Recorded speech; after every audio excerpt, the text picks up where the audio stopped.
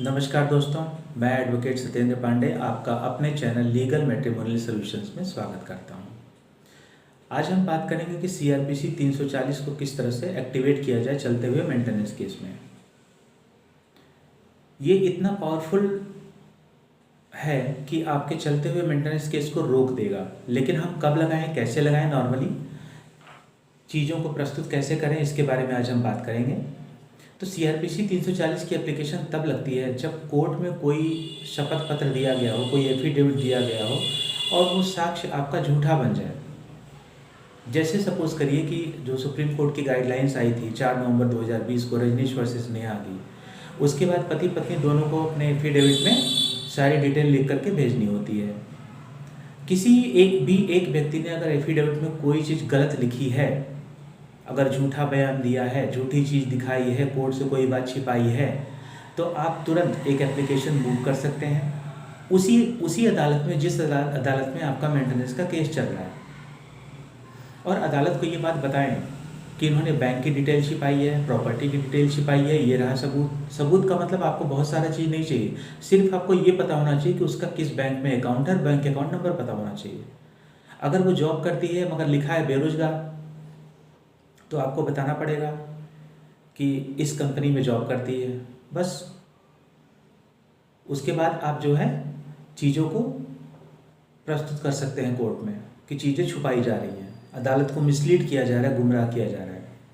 वैसे तो अदालत 340 सीआरपीसी की एप्लीकेशन एक्सेप्ट करती नहीं, पर विशेषकर मामलों में यदि आपकी ड्राफ्टिंग अच्छी है और आप कन्विंस कर लेते हैं तो 340 सीआरपीसी की एप्लीकेशन आपकी एक्सेप्ट हो सकती है। और ये इतना बेनिफिशियल है कि जो आपका मेंटेनेंस केस है वो वहीं का वहीं रुक जाएगा। पहले 340 सीआरपीसी की बात होगी कि फ्रॉड किया तो किया क्यों, इसमें कोर्ट पार्टी बनती है, और जहां आप खड़े थे, जहां पति खड़ा था, वहां पत्नी खड़ी रहेगी, यानी वो अब चली जाएगी प्रतिवादिनी में और कोर्ट जो है वादी बन जाएगा। तो उन दोनों के बीच में अब जो है वो केस चलेगा और आप जो है केस से खाली हो गए। जब तक उस केस का फैसला नहीं हो जाता 340 का, तब तक आपका 125 की बात होगी ही नहीं। इसका फ़ायदा यह है कि आप रिटर्न में जो है 340 सीआरपीसी की एप्लीकेशन दें। यदि कोर्ट एक्सेप्ट नहीं करती है तो ये आपका हायर कोर्ट में काम आएगा, हाई कोर्ट में, सुप्रीम कोर्ट में, इन चीज़ों को काम में आप ला सकते हैं और ये डेफिनेटली काम आएगा। कुछ लोग गलतियां क्या करते हैं कि 340 सीआरपीसी के साथ 195 की भी एप्लीकेशन दे देते हैं।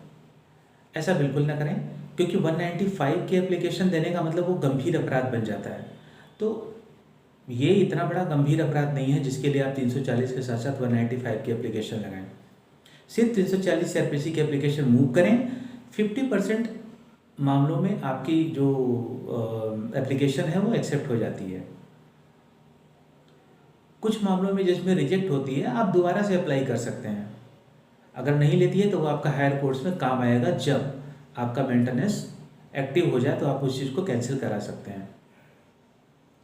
सबसे बड़ी चीज़ ये है कि जो 340 सीआरपीसी है, इसके चलते आप, अच्छा इसको पकड़ना कैसे है, जब एफिडेविट में, जैसा कि मैंने बताया, तो एफिडेविट में जब आप गलतियां ढूंढ लें, गलतियां ढूंढने के बाद जब एफिडेविट का आप लास्ट पेज पलटेंगे तो उस पर साफ साफ लिखा होता है कि आईपीसी की कुछ धाराएं हैं, 191, 193, 195 और भी धाराएं हैं जिसमें 3 साल से लेकर 7 साल तक की सज़ा का प्रावधान है।